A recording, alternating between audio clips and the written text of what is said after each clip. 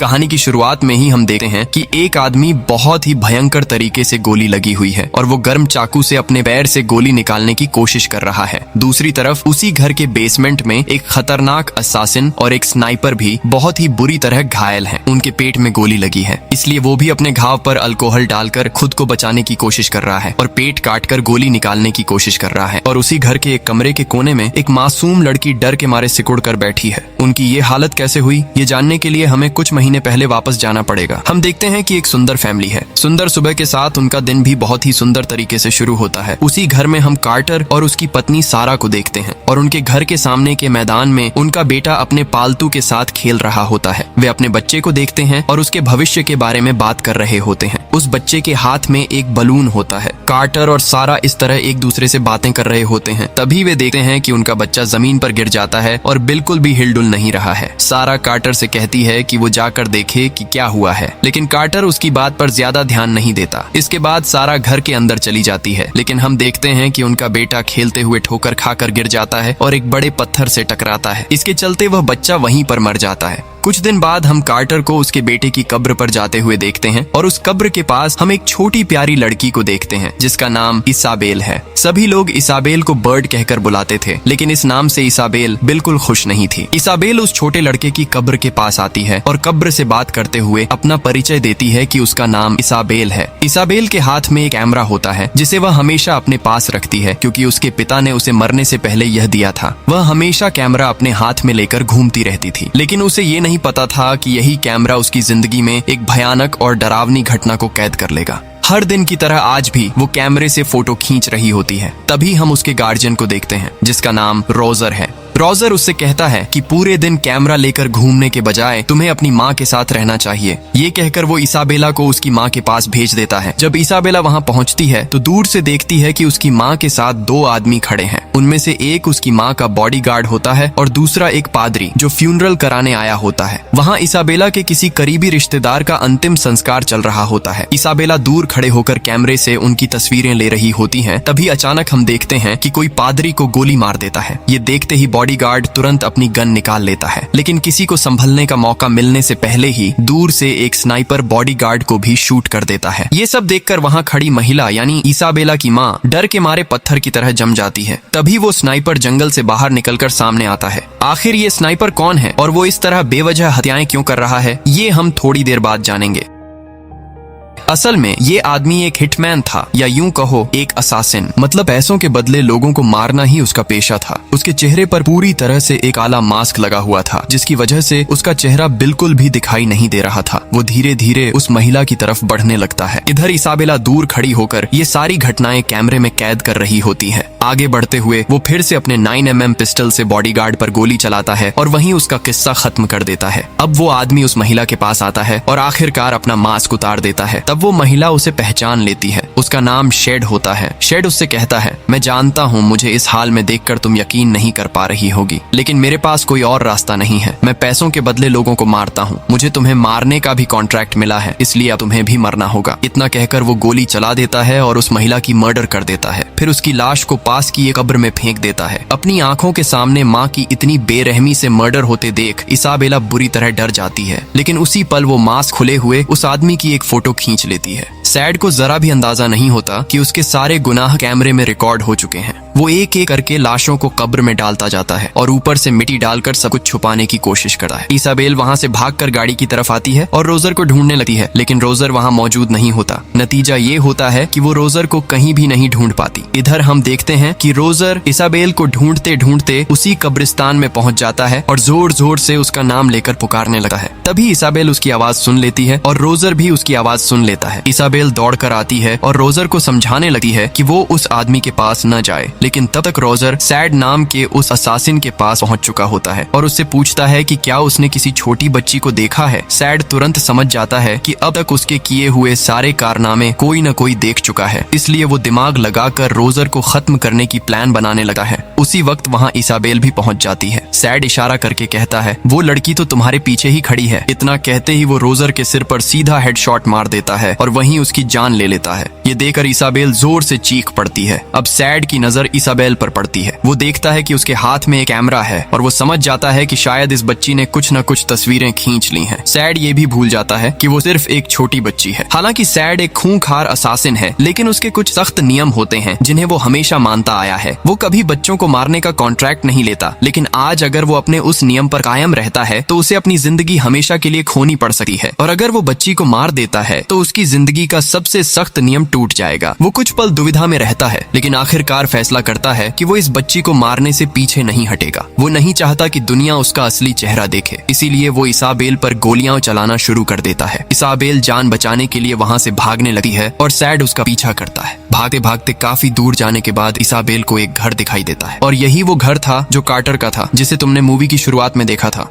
यहाँ हम घर के अंदर कार्टर को देखते हैं जो एक लेटर लिख रहा होता है। उस लेटर से हमें पता चलता है कि जिस दिन उसके बेटे की मौत हुई थी उससे एक दिन पहले उसकी वाइफ ने उससे कहा था कि पूरे मैदान को साफ कर दे, लेकिन कार्टर ने ऐसा नहीं किया। अगले दिन जब उसका बेटा वहाँ खेल रहा होता है तभी उसका पैर फिसल जाता है और वो सीधे जमीन पर गिरे एक लोहे के रॉड पर जा गिरता है। वो रॉड उसके सिर के अंदर घुस जाती है और वहीं उसके बेटे की मौत हो जाती है। इस बात को लेकर कार्टर हर दिन खुद को ही दोष देता रहता है। उसे लगता है कि उसके बेटे की मौत उसी की गलती की वजह से हुई। इसी पछतावे के साथ उसकी पत्नी भी उसे छोड़कर चली जाती है। कार्टर आज भी अपनी उस गलती के लिए खुद को माफ नहीं कर पाया है और उसकी जिंदगी इसी तरह चल रही होती है। इधर इसाबेल दरवाजे पर जोर जोर से दस्तक देने लगती है तो कार्टर दरवाजा खोलने के लिए उठता है। जैसे ही दरवाजा खुलता है इसाबेल घबराई हुई हालत में उसे सब कुछ बताने लगती है, लेकिन कार्टर कुछ भी ठीक से समझ नहीं पाता क्योंकि इसाबेल इतनी डरी हुई होती है कि उसकी बातें आपस में उलझ जाती हैं। कार्टर उसे शांत करता है और धीरे धीरे सब कुछ साफ साफ बताने को कहता है। तब इसाबेल बताती है कि एक आदमी उसका पीछा कर रहा है और उसे मारना चाहता है। फिर भी कार्टर उसकी बातों को पूरी तरह समझ नहीं पाता। उसी दौरान सैड वहाँ पहुँच जाता है और इसाबेल को निशाना बनाकर गोली चला देता है, लेकिन वो गोली आकर कार्टर के पैर में लग जाती है। अब कार्टर को सब कुछ समझ में आ जाता है। वो तुरंत दरवाजा बंद करता है और इसाबेल को लेकर अंदर चला जाता है। ऊपर पहुंचते ही कार्टर अपनी एक पुरानी बंदूक निकालता है और सैड का इंतजार करने लगा है। इधर सैड भी घर के अंदर घुस आता है और ऊपर आने की कोशिश करता है। जैसे ही कार्टर उसे सीढ़ियों पर देखता है वो उस पर गोली चला देता है। गोली सीधे सैड के पेट में लगती है और सैड बुरी तरह घायल हो जाता है। दूसरी तरफ कार्टर के पैर में गोली लगी होती है और वहाँ से लगातार खून बह रहा होता है। इसके बावजूद वो फिर से बंदूक लेकर आगे बढ़ता है। वो किसी भी हालत में उन दोनों को मारना चाहता है। सीढ़ियों के नीचे खड़ा सैड कांपते हुए हाथों से अंदाजे से गोलियां चलाने लगा है ताकि किसी तरह पहले कार्टर को मार सके। गोलियों की आवाज सुनकर कार्टर सैड से कहता है, तुम जो बंदूक इस्तेमाल कर रहे हो वो इस कार्ड को भेद नहीं सकती। ये सुनते ही साफ हो जाता है कि कार्टर कोई आम आदमी नहीं है। उसे बंदूकों के बारे में इतनी इन्फॉर्मेशन है, इसका मतलब है कि वो पहले भी कई लड़ाइयां लड़ चुका है। तभी उसकी नजर कार्टर की फोटो पर पड़ती है। उसे देखकर वो समझ जाता है कि कार्टर कभी आर्मी में था और वो एक आर्म्स ट्रेनर रह चुका है।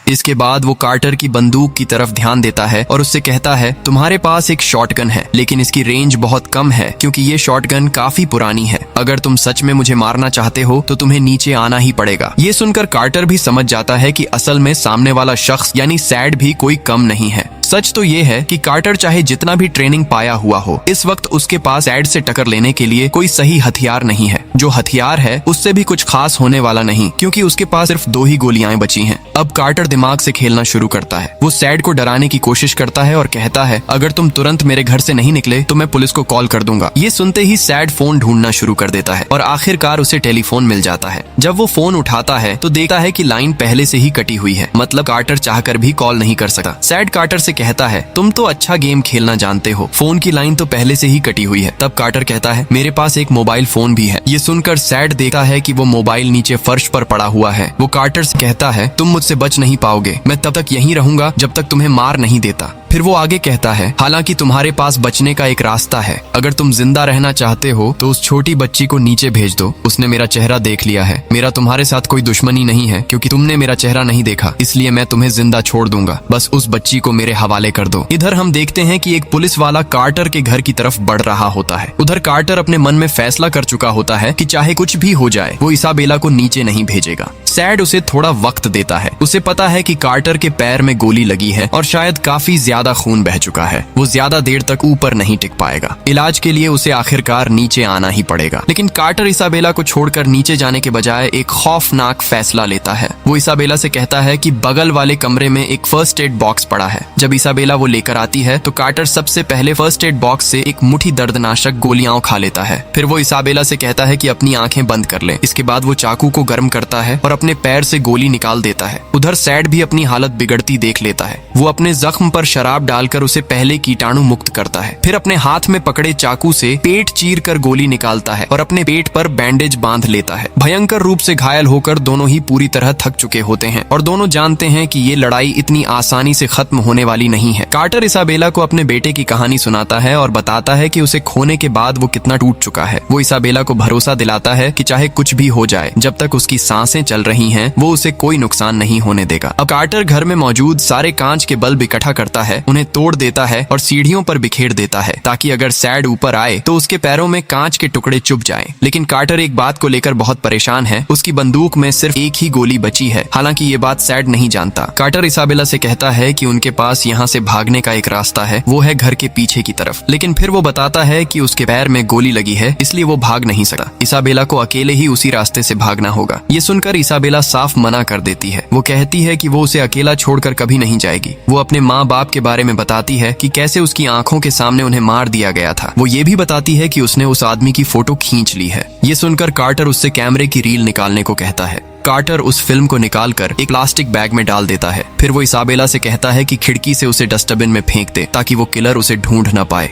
नीचे से सैड ये सब देख रहा होता है। इधर सैड कार्टर का एक फैमिली फोटो ढूंढ लेता है। तभी वो कार्टर की भावनाओं के साथ खेलना शुरू करता है। वो कहता है, वाह, तुम्हारी पत्नी तो बहुत खूबसूरत है, मैं उसके साथ कुछ समय बिताना चाहता हूँ। इस बात से कार्टर बहुत गुस्से में आ जाता है। सैड आगे कहता है, शायद तुम्हें अपने फैमिली की कोई परवाह नहीं, लेकिन तुम्हारे इस काम के कारण तुम्हारे फैमिली के किसी भी मेंबर की जान जा सकती है। लेकिन सैड ये नहीं जानता कि अब कार्टर के फैमिली में कोई नहीं बचा। इधर हम उस पुलिस वाले को भी देखते हैं जो कब्रिस्तान के पास पहुंच गया है। वहाँ वो दो गाड़ियां खड़ी देखता है और समझ जाता है कि यहाँ कुछ गड़बड़ है। वो अपने कंट्रोल रूम से कांटेक्ट करता है और लोकेशन की इंफॉर्मेशन देता है। साथ ही बताता है कि यहाँ कोई शूटिंग प्रैक्टिस हुई है। असल में पुलिस वाला ये नहीं जानता कि वहाँ पहले ही मर्डर हो चुकी है। इसके बाद वो आगे बढ़ता है। इधर सैड कार्टर से कहता है, अगर तुम नीचे नहीं आए तो मैं पूरे घर में आग लगा दूंगा। कार्टर जवाब देता है, मैंने फिल्म कैमरे से निकालकर ऐसे जगह पर छिपा दी है जहां आग लगने से भी कुछ नहीं होगा। अगर तुम आग लगा भी दो तो पुलिस यहां पहुंच जाएगी और फिल्म हासिल कर लेगी और तुम्हारा खेल खत्म हो जाएगा। ये सुनकर सैड थोड़े सोच में पड़ जाता है। इधर सैड भी कार्टर को परेशान करने की कोशिश करता रहता है। इधर हम फिर से उस पुलिस ऑफिसर को देखते हैं जो गश्त करते हुए कार्टर के घर के सामने पहुंच गया है। सैड नीचे घूम घूम कर ये कोशिश करता रहता है कि किसी तरह कार्टर को नीचे लाया जा सके। वो ऊपर नहीं जा सकता क्योंकि उसे पता नहीं कि कार्टर ऊपर किस पोजीशन में है और पूरी सीढ़ियों पर टूटे हुए कांच के टुकड़े बिखरे हुए हैं।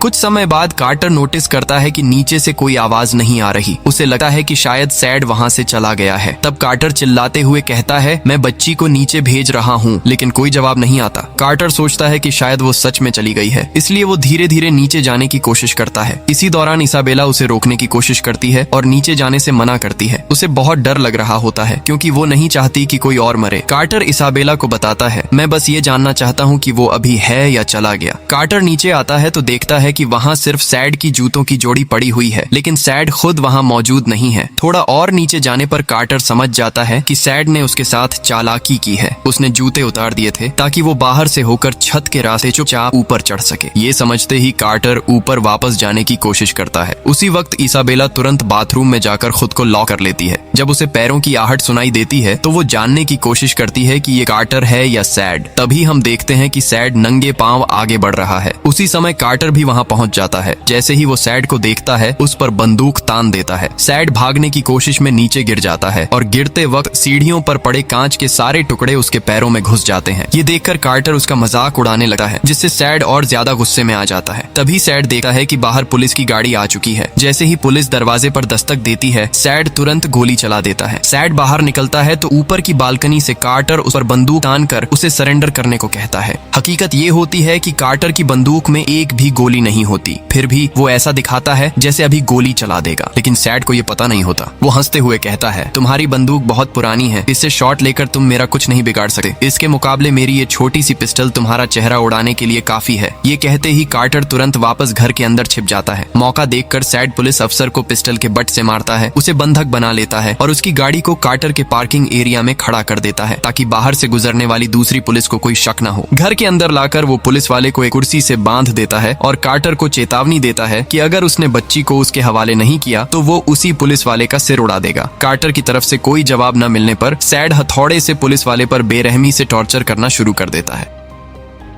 फिर भी जब कार्टर नीचे नहीं आता तो सैड उस पुलिस वाले को गोली मारकर वहीं खत्म कर देता है। इसके बाद वो लाश को घसीटते हुए कार्टर की सीढ़ियों की तरफ धकेल देता है। ये देखकर कार्टर समझ जाता है कि सैड अब एक भूखा हुआ जानवर बन चुका है जो सामने जो भी आएगा उसे मार डालेगा। अब भी जब कार्टर की तरफ से कोई जवाब नहीं मिलता तो सैड फैसला करता है कि वो पूरे घर को आग लगा देगा। लेकिन आग लगाने से पहले सैड की नजर कार्टर के मोबाइल पर पड़ती है। तभी उसके दिमाग में एक आइडिया आता है। वो आग लगाने की बजाय चुपचाप एक जगह बैठ जाता है। कार्टर सैड से कहता है, तुम इतने निर्दयी कैसे हो सकते हो? सैड जवाब देता है कि वो भी पहले आर्मी में था और कई युद्धों में हिस्सा ले चुका है। शुरू में उसे लोगों को मारने में बहुत असहजता होती थी, लेकिन कुछ समय बाद उसने समझ लिया कि उसका काम ही लोगों को मारना है। जब वो रिटायर हुआ तब भी वो इन बातों को भूल नहीं पाया। फिर भी उसने नॉर्मल जीवन जीना जारी रखा। लेकिन एक रात कुछ गुंडों ने उसके फैमिली को निर्दयता से मार डाला जिनका कोई दोष नहीं था। इस घटना के बाद वो एक बेहद खतरनाक असासिन बन गया। इसी समय घर के बाहर एक कार आकर रुकती है। सैड मास्क पहनकर बंदूक के साथ बाहर निकल जाता है। कार्टर समझ नहीं पाता कि अचानक कौन आ सकता है। सैड फिर अंदर आता है और कार्टर को बताता है, तुमसे मिलने कोई आया है। तभी हम सारा की आवाज सुनते हैं, यानी कार्टर की पत्नी।